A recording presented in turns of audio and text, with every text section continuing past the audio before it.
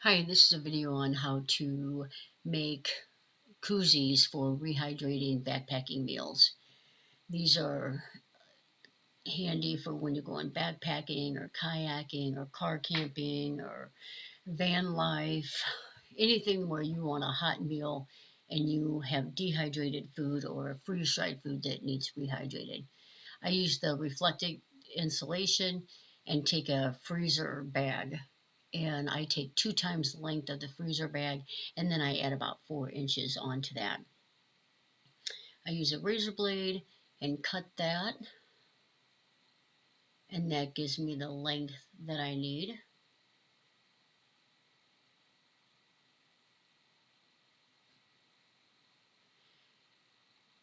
And then I take that piece, I turn it, and then I get the width. I just put the Ziploc baggie right on top there.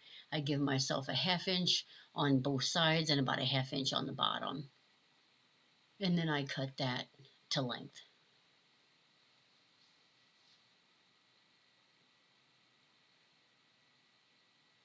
The piece that's left over is about the perfect size if you have a cook pot. I have a MSR kettle, and that piece is more than big enough to make a koozie for my cook kettle as well. One of the things that I like about that is I do a lot of heating up my water over a campfire, so the bottom of my pot's real black, so I don't like that inside my pack. So I put it in the koozie, that way it doesn't get any of that fire. um, it's really sticky in that from the fire. I use the aluminum tape to seal all the edges where you can see the plastic. That strengthens that as well. I like that.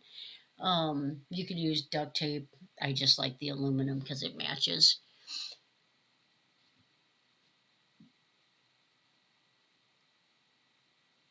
And then to get the length of the pocket that you need, I take my quart Ziploc freezer bag, put it on top of there again, and measure that out. I take 2 pieces, the length of that. I fold them in the center. I fold them over. That way, when I fold my koozie in half to make my pocket, all I got to do is pull the backing off, and that sticks real nicely. And that holds that in perfect place. And then you've got that double liner. If you just use the single wall tape, just one coat of tape up on the outside, most likely after a good dozen, maybe 2 dozen meals, it's going to start to tear that tape. But if you reinforce it twice, so there's a coating on the inside, and here I'm going to put one on the outside, then this koozie will last me the entire hiking season. And sometimes all I got to do is reinforce it with a little bit more tape for the next year, because it kind of balls up just from being in and out of my bear bag. So I'll put these on the outside of both of those edges, and that'll close that up real nice.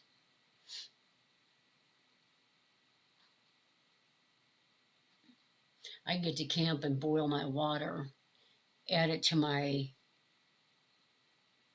meal, and while I'm sitting up camp, it'll cook in there. That koozie helps to rehydrate that food, but it keeps it real hot. Most of the time, it's even too hot to eat after the 9 minutes of hydration. I did a test one time with a thermometer, and the temperature of the water, it really barely dropped after the 9 minutes. The temperature of the food, it was so hot.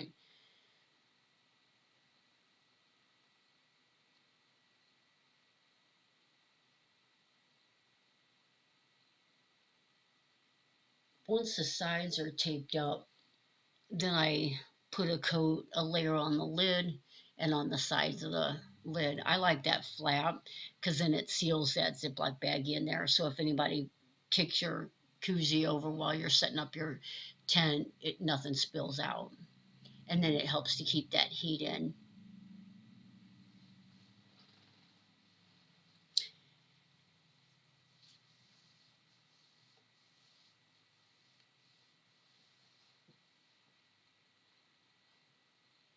if you make a koozie for your cook pot and you're wanting to watch your pack weight, you can even leave this one at home and just use the koozie that's in your cook pot. It's just round.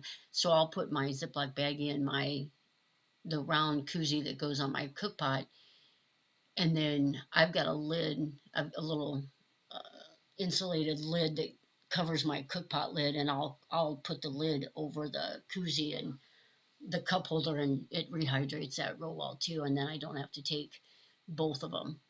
But if I'm doing short trips, it's only when I do my section hikes that I do that. But if I'm on just a couple day trip, I'll take the koozie.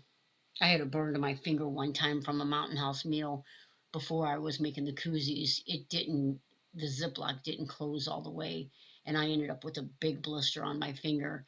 And I hiked that on the Appalachian Trail. I probably had that blister for a good 4 or 5 days. It did not feel good. So, all right, so now all the seams are sealed with the tape. Then I put the Velcro on the lid exactly where I want it. And then I pull that backing off. And when you close the lid, it's exactly where you want it to be. Just like that. Yep, pull that over. And that's exactly where you want it to be.